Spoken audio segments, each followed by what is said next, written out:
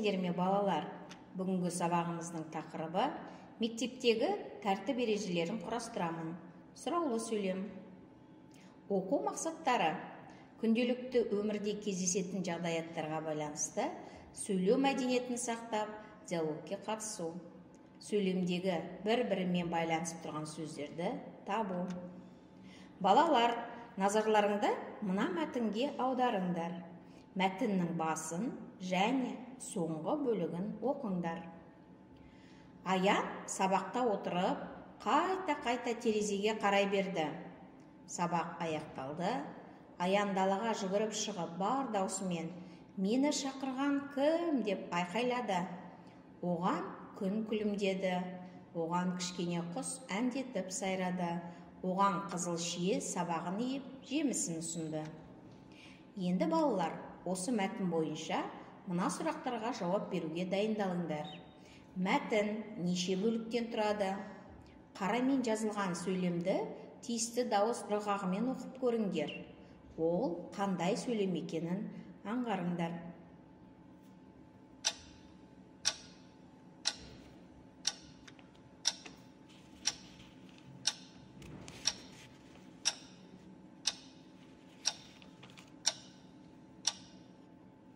Жарайсыңдар балалар. Енді менің жауабыма назар аударыңдар. Мәтін екі бөліктен тұрады екен.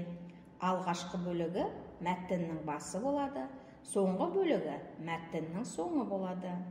Қарамен жазылған сөйлем «Мені шақырған кім?» Ол сұраулы сөйлем болады екен. Енді мына ережені есте сақтаңдар. Жауап алу мақсатымен айтылған сөйлемді сұраулы сөйлем дейді. Сұраулы сөйлемнің соңына сұрау белгісі қойылады.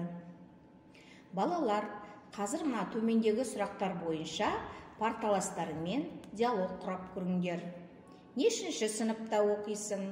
Сабақтарың сағат нешеде басталады? Сабақтан кейін не істейсің?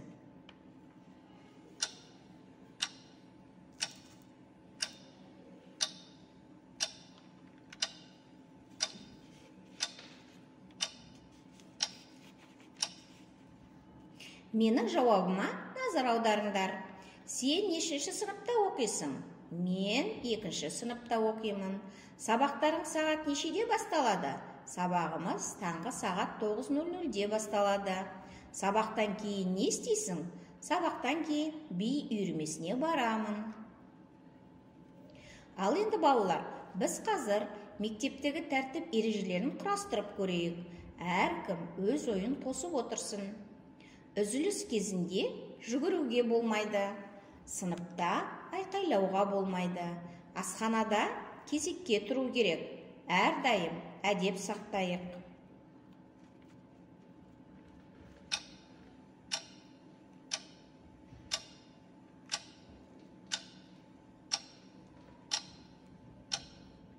Жарайсыңдар балалар, әрқайсың өз ойларыңды қосқан шығарсыңдар деп ойлаймын. Енді келесі тапсырмаға назар аударайық. Хабарлы сөйлемдерді сұраулы сөйлемдерге айналдырып жазу керек. Толқын кітапханадан кітап алды. Ол көп оқиды. Әжесіне ертегі оқып береді.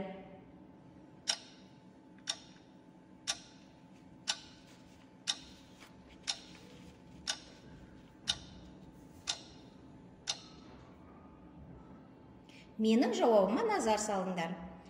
Толқын кітапханадан кітап алды ма? Кім көп оқиды?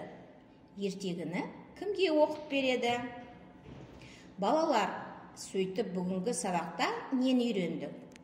Сұраулы сөйлеммен таныстық. Сурет бойынша сұрақ қоя білдік. Диалогке қатыстық. Хабарлы сөйлемді сұраулы сөйлемге айналдырдық. Ал енді балалар, сабағымыздың соңын қорытындылайық. Бағдаршам әдісі.